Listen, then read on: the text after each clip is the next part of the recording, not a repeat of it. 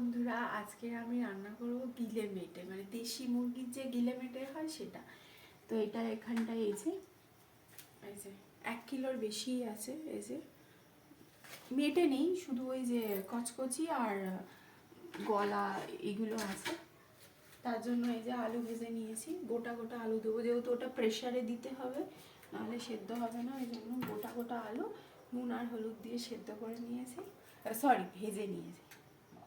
এবার ফোড়নে দেব সাদা জিরে আর গোটা গরম মশলা, দারচিনি, লবঙ্গ, এলাচ যেগুলো হয়। এটা মানে আমি এইভাবে রান্না করি, যে যেরকমভাবে রান্না করে, তাই জন্য আমি ভাবলাম আজকে তোমাদের সাথে এই রান্নাটা শেয়ার করি। এই জন্য আর কি ফোড়ন দিয়েছি। তেলটা যেহেতু ভালো মতো ফুটে গেছে, গরম হয়ে গেছে, ফোড়নটা হয়ে গেছে। এবারে দেব পেঁয়াজ, কেটে রাখা পেঁয়াজ।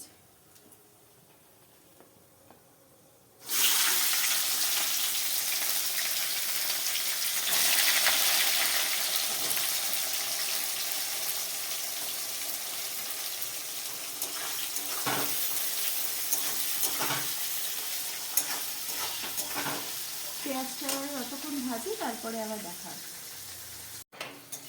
এই যে পেঁয়াজটা হচ্ছে 80% ভাজা হয়ে গেছে।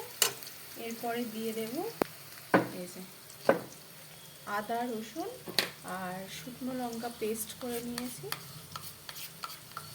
শিলে বেটে দিলে ভালো হয়, কিন্তু আমাদের শিলনোড়া নেই, আমরা হচ্ছে মিক্সিতেই বেটে দিই।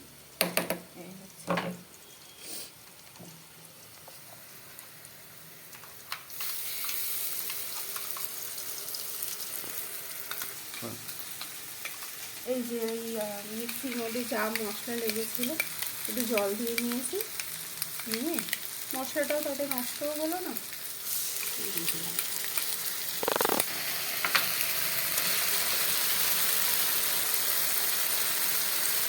এরপরে দেবো হলুদ,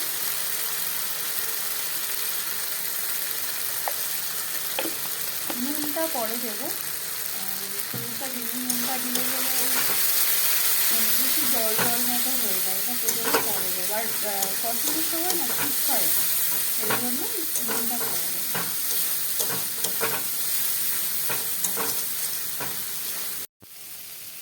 এবারে দিয়ে দেবো জিরে গুঁড়ো, যেহেতু গোটা জিরে দিয়েছি এই জন্য জিরে গুঁড়োটা একটু কম দেবো, এতটা করে।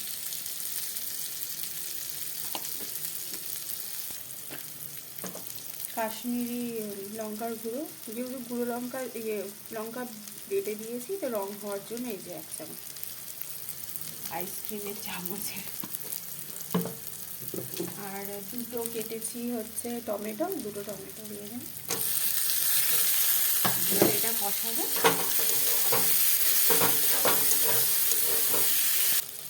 এবারে নুনটা দিয়ে দেবো, নুনটা দিলে টমেটোটাও তাড়াতাড়ি গলে যাবে।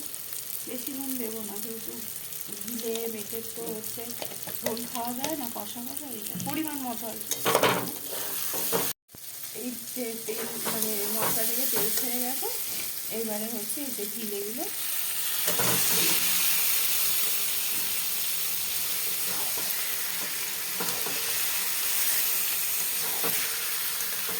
এবারে কষিয়ে নেব।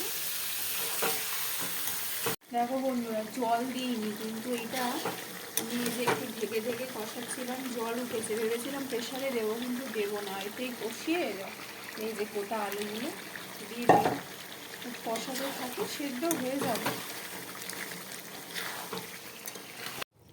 বন্ধুরা এই যে দেখো হয়ে গেছে, জল একদম দিতে লাগেনি, জানো তো, এত জল উঠেছে।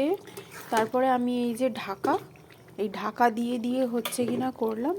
তো এখন একটু গরম মশলা দিয়ে দিই, যেহেতু গোটা গরম মশলা দিয়েছি, আর গরম মশলা নেই, অল্প একটু আছে। এই যে সানরাইজের অল্প একটুই ছিল, আর একটু দিলেও ভালো হতো হয়তো। আর শীতকাল তো একটু ঝালঝালই ভালো লাগে। আর এই আলুগুলো মানে মাংসের আলু, মানে বড় বড় করে কেটেছি। অ্যাকচুয়ালি আলুটা দিতাম না, আমার বর বললো একটুখানি আলু দাও, তো ওর জন্যই দিয়েছি। এই রেডি, আর একটু শুকোলে গেলে, মানে ঝোলটা আর একটু টেনে গেলে নামিয়ে নেব। তো আমি এইভাবেই রান্না করি, তোমরা কীরকম করে করো?